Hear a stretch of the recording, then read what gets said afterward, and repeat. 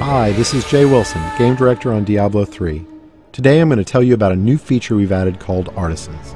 Artisans are special NPCs who help the player in his fight against Diablo by lending their skills as craftsmen. This is a concept of the blacksmith, the first artisan you'll encounter in Diablo III. You don't start the game with access to artisans. You discover them on your journey through Sanctuary. The loyalty of these craftsmen is not given freely, it has to be earned. When you encounter them in the game, you'll have to gain their trust and loyalty by being the hero that we all know you are. Once you've gained their trust, they will follow you throughout your adventures, aiding you any way that they can.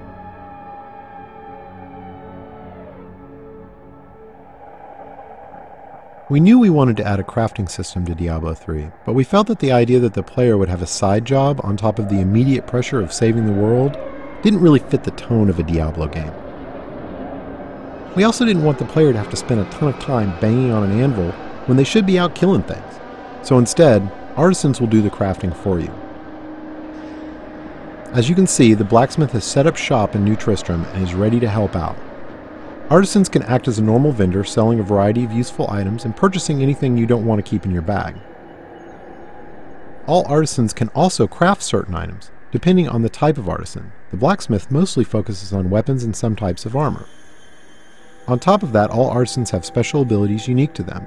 The blacksmith can repair items, but most importantly, he can add gem sockets to some item types that do not already have sockets, regardless of the quality of the item.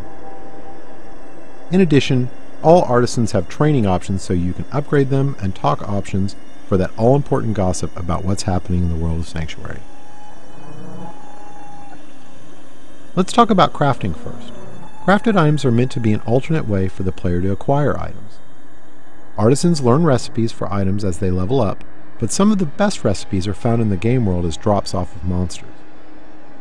Once an artisan has learned a recipe, he can craft it as long as you provide the materials and some gold to cover his expenses.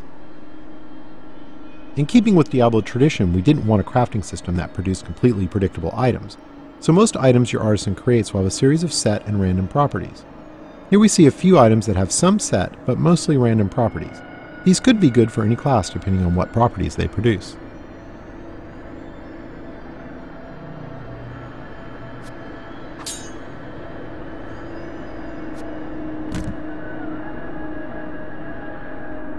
The main special skill of the blacksmith is his ability to add gem sockets to specific item types.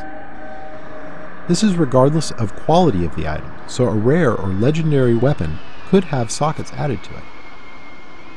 This allows gems to be used to a much greater degree in Diablo III than the previous games.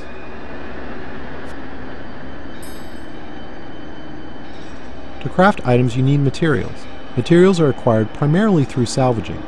You can use a special artifact you acquire that allows you to break items down into materials that can be reused in the crafting process. This has a couple of advantages.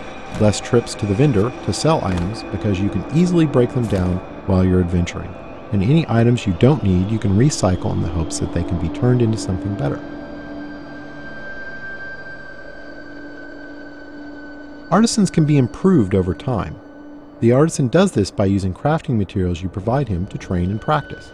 As you can see, once you've acquired the right materials, the upgrade process is quick. The goal here is to put the time investment into acquiring the materials you need through fighting monsters, not have you spend tons of time in town with your vendor. One of the great things about artisans is that they are visualized in the world. As you can see, now that the blacksmith has leveled up, the look of his shop is improved. Here's an example of how much a single artisan can improve throughout the game with this fully upgraded blacksmith. Once you're done dealing with your artisan, you're free to take your newly acquired fat loot and return to monster fighting and rainbow viewing.